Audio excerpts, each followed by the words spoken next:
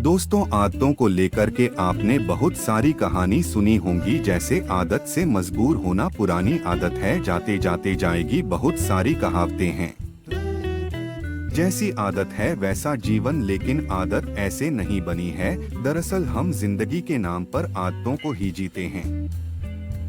बहुत सारी आदतों को एक जगह इकट्ठी कर ले तो जो बनती है वह है हमारी जिंदगी। नमस्कार दोस्तों, BN ज्ञान सरोवर YouTube चैनल में आपका दिल से स्वागत है। दोस्तों, बहुत समय पहले की बात है। एक राजा था जो अपनी प्रजा और अपने परिवार का खूब ख्याल रखता था।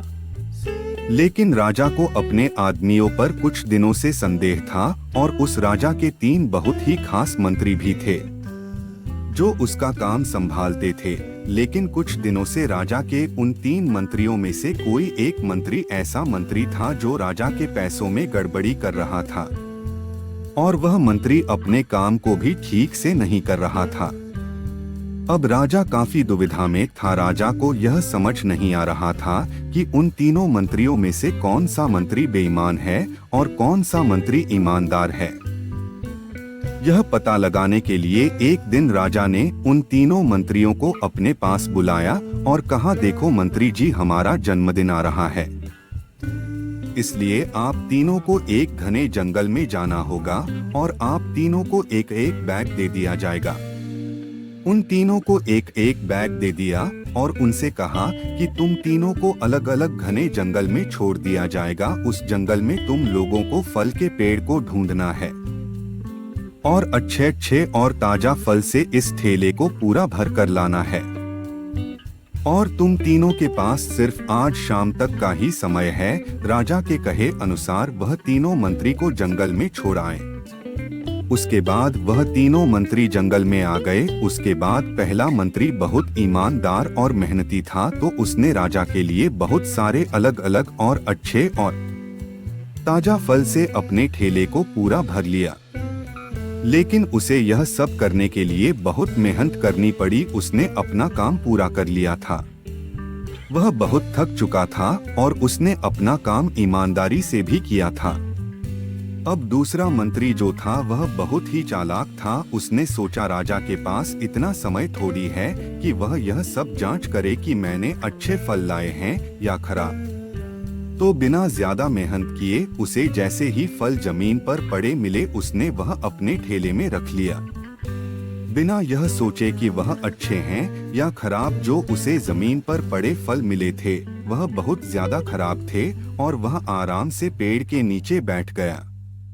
अब तीसरा मंत्री जो था वह बहुत ही ज्यादा बेईमान और आलसी था। उसने सोचा कि राजा सिर्फ ठेले की लंबाई और वजन ही देखेगा, यह नहीं देखेगा कि उस ठेले के अंदर क्या है और कितनी अच्छी और खराब चीजें हैं। तो उस तीसरे मंत्री ने बिना कुछ सोचे समझे अपने ठेले को सूखे पत्तों और कुछ छोटे छोटे पत्थरों से अपने ठेले को भर लिया और वह भी पेड़ के नीचे बैठ गया और शाम होने का इंतजार करने लगा।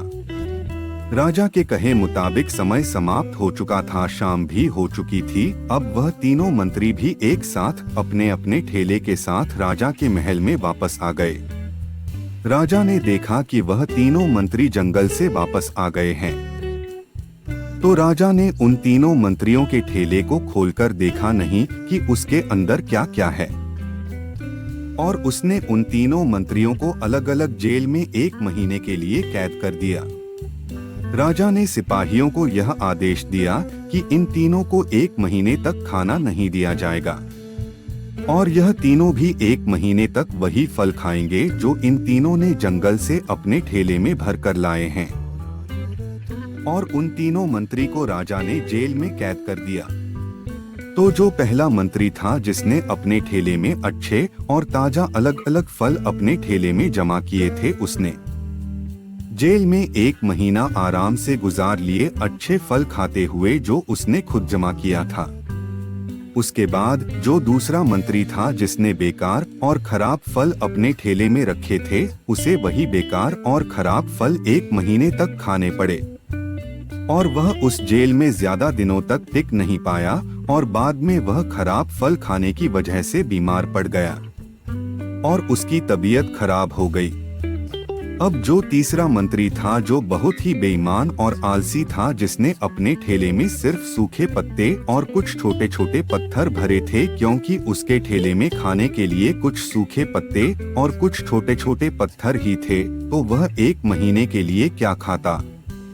और तभी उसे अपने बेईमानी और आलस्य पर पछतावा होने लगा कि शायद मैंने उस दिन थोड़ी मेहनत करके इस ठेले में फल रख दिए होते, तो आज मेरा यह हाल नहीं होता। और वह बिना कुछ खाए वह मंत्री जेल में 2 दिन के बाद ही भूख के कारण मर गया।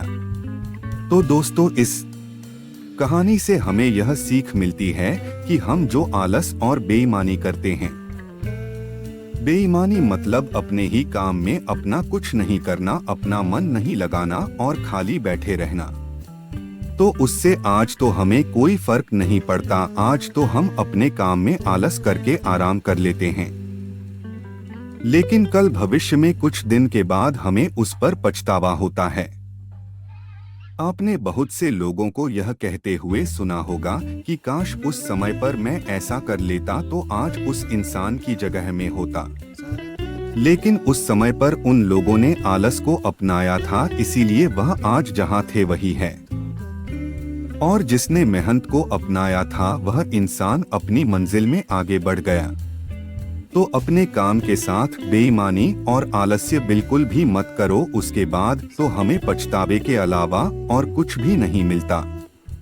यह जो समय है ना, इसकी कीमत कोई नहीं लगा सकता है। हम लाखों रुपए देकर भी अपनी जिंदगी का 1 मिनट भी वापस नहीं ला सकते।